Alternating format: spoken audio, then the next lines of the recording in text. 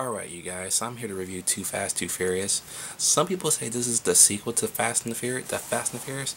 Actually, I'm considering this the third film in the franchise, and I'll explain why in a bit. So the film takes place after both The Fast and the Furious and Fast and the Furious. Brian O'Connor, former LAPD officer Brian O'Connor, is on the run from both LAPD and the FBI for letting Toretto go in the original film.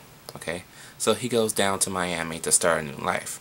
There he meets up with his best friend Roman Pierce, Tyrese, and they both work undercover with U.S. Customs Agent Monica Fuentes, the ever so ever lovely Ava Mendes, to bring down Carter Verone, played by Hauser. Okay, that is basically the gist of this movie.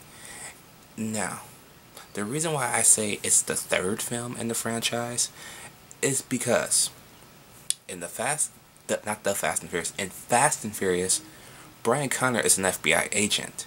Okay, and this film he's running from both the FBI and the LAPD, so he's neither in this film. Okay, and then you meet up with all the some of the cast members from Fast 5 in this film too. You got Ludacris in here. He does a good job. This is where I say I'll accept Ludacris as an actor from rapping, because he puts the two separately. He speaks regular English. He's like 50 Cent now. He has the acting chops. He will not speak slang in any of his movies. He'll speak good English, alright? He'll still have a little, alright, yeah, stuff like that, but it's not terrible slang. It's like the appropriate type of slang, appropriate for movies. That's why I love Ludacris as an actor. And he's funny. He's actually a comedian actor, so that's good.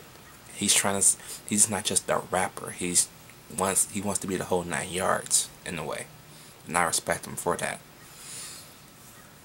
So yeah, this is basically the third film. Even though it's called Too Fast, Too Furious, I like to call it Fast and the Furious Miami, because yeah, they're in Miami, right? So yeah.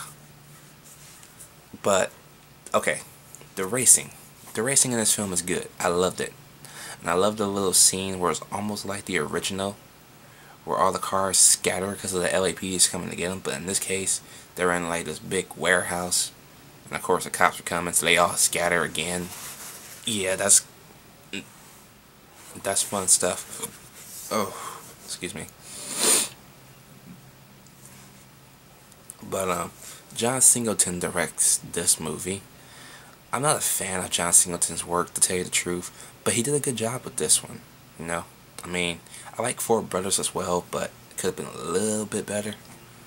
But Too Fast and Furious, or Fast and Furious Miami, is a good little entry. I mean, the action is good when it's needed, and it's a little bit more comical than the first one. The first one, I say, it's more serious, which is good for me because I like the more serious tone of the Fast and Furious. Not the first, yeah, the first one. Whereas this third one is more comical, especially between the pairings of Tyrese and Paul Walker. Even though Paul Walker still to this day can't act his way out of a paper bag.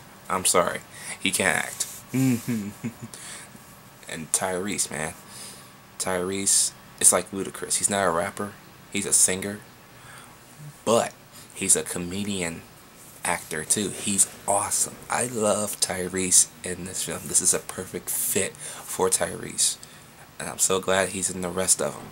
Okay, now with that being said, I gave the original Fast and Furious, I think, an A+ or something like that. Too Fast and Furious, for me, gets a B+, because you do miss the original cast a lot in this film. But you know, when they get to the actual fourth film, the cast is back. I mean, the fourth film. Yeah, the fifth film is now the fourth film, to tell you the truth. So when they get to Fast 5, you know everything is all set in stone. So yeah, that's my review of Fast and Furious Miami, or Too Fast, Too Furious. Let me know what you guys think about Fast and the Furious, or Too Fast, Too Furious, down below. and I'll catch y'all later.